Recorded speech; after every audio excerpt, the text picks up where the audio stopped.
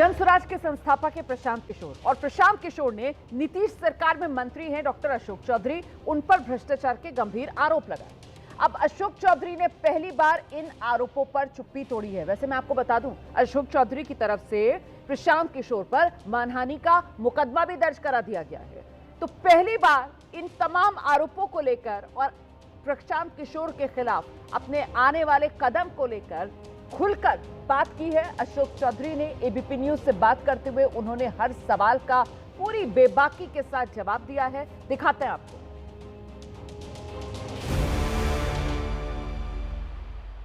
JDU के सबसे कद्दावर नेता अशोक चौधरी, या यूं कह ले कि जेडीयू के अगर टॉप नेताओं में किसी की गिनती होती है तो उनमें से एक अशोक चौधरी, और उन पर संगीन आरोप लगे।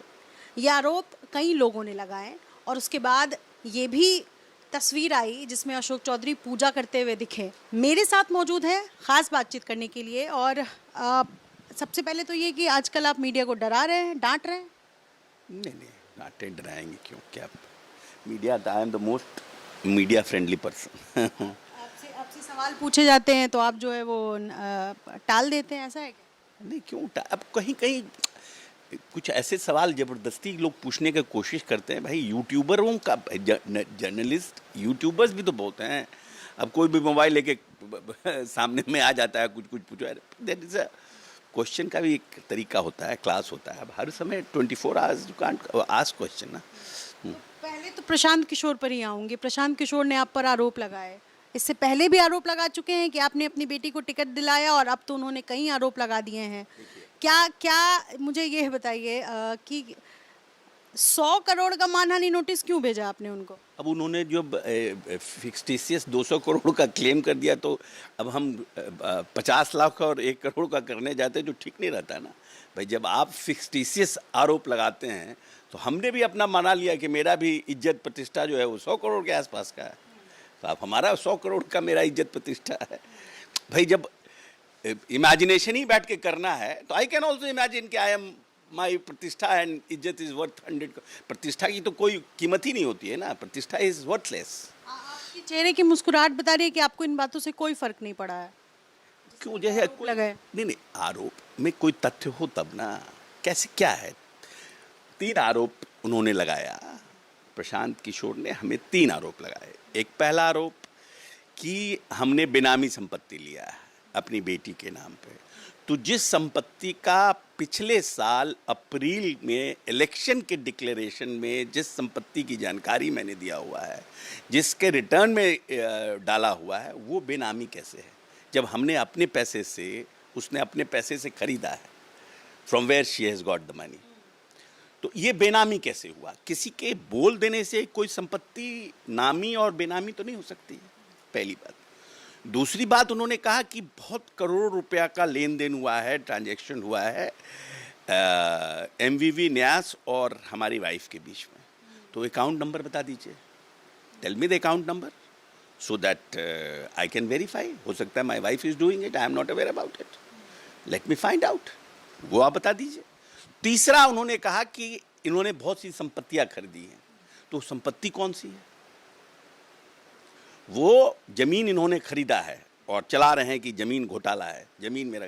1 कट्ठा भी पटना में मेरे नाम से जमीन होगा तो मैं प्रशांत किशोर जी का गुलामी करने को तैयार हूं। लेकिन अब है क्या कि आरोप तो उन्होंने लगा दिया। आरोप प्रत्यारोप लगाने का है भाई। आप हैं, आप प्रेस कॉन्फ्रेंस कीजिए, आरोप लगा दिए।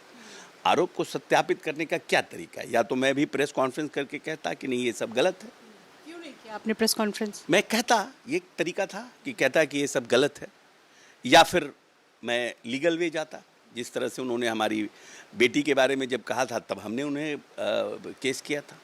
उसी हिसाब से हमने फिर लीगल, क्योंकि जब आप कोर्ट में जाते हैं तो आपको आरोप प्रत्यारोप करने का आपको जगह नहीं मिलता है। Then you have to go with शपथ पत्र, एफिडेविट के माध्यम से, आपको वकील के माध्यम से अपनी बात को जज के यहाँ रखना होता है।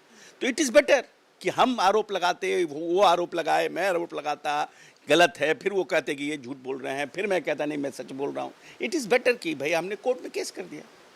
उन्होंने कहा एबीपी न्यूज़ से बातचीत में कि अशोक चौधरी एक बार और तैयार रहें क्योंकि कुछ बड़ा बॉम्ब फोड़ने वाले हैं वो।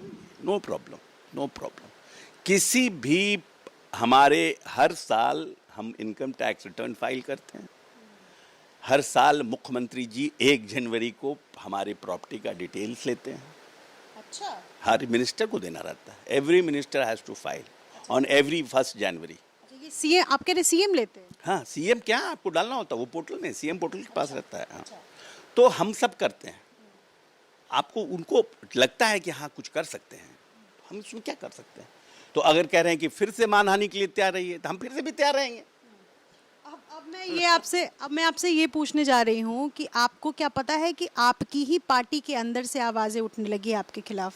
मैं नीरज कुमार की बात कर रही हूँ। नहीं, नीरज जी का बोलना मैं गलत नहीं मानता हूँ। हाँ, मैं नहीं गलत मानता हूँ। नीरज जी ने कहा कि भाई आरोप लगे हैं, जवाब अशोक चौधरी को देना चाहिए। That is right. पर उन्होंने कहा कि आप अपने आप को मानस पुत्र बताते हैं। मानस पुत्र नहीं, गलत है। गलत बात, लोग गलत बात कहते हैं। मैं उनको मानस पिता बोला हूँ। मतलब माफी चाहूंगी, मानस पिता आप उनको कहते हैं और खुद को मानस पुत्र बताते हैं। नहीं, खुद को क्यों मानस पुत्र कहा? कैसे? अब सीएम ने हमको कभी मानस पुत्र कहा ही नहीं, तो मैं कैसे कह दूंगा? How can I take Nitish ji के लिए मैं क्यों कहूंगा कि मैं मानस पुत्र हूं? मैं उनको मानस पिता मानता हूं। बिकॉज द वे जिस तरह से उन्होंने अनुसूचित जाति, जनजाति, down to earth, women empowerment के लिए काम किया है। जब हमने भीम संसद किया तो हमारे दलित जो विकास मित्र हमारे थे, उन लोगों ने सबने मिलकर इनको कहा कि नीतीश कुमार हमारे मानस पिता हैं। जिस तरह से उन्होंने हमारी रक्षा की, जिस तरह से उन्होंने हमको बनाया है, जिस तरह से हम, तो उस परिप्रेक्ष्य में कहते हैं बीइंग अ शेड्यूल कास्ट कि नीतीश कुमार हमारे मानस पिता हैं। मानस पुत्र कहाँ से आ गए? मानस पुत्र नीतीश जी नाम को बोलेंगे, तो कभी तो उन्होंने बोला नहीं, मुझको नहीं है। पर वही मैं कह रही हूँ कि नीरज कुमार ने जो सवाल उठाए आप पर, उसमें उन्होंने कहा कि उनको खुद बोलना चाहिए और अगर इस तरीके के आरोप हैं तो अब आपको लेकर ये सवाल है कि आपको इस्तीफा देना चाहिए अगर इस तरीके के आरोप सिद्ध होते हैं तो। और उन्होंने ये भी कहा कि इससे राजनीतिक और नैतिक छवि नीतीश कुमार की ये नुकसान हो रहा है। नहीं, वो उस समय तक हमने जवाब नहीं दिया था ना, जवाब नहीं दिया था तो उनको लगता था क्या है नहीं है। लेकिन बाकी और देखिए, पॉलिटिक्स में there is a lot of way of seeing politics, understanding politics. किसी को आधा गिलास भरा दिखता है, किसी को आधा गिलास खाली दिखता है।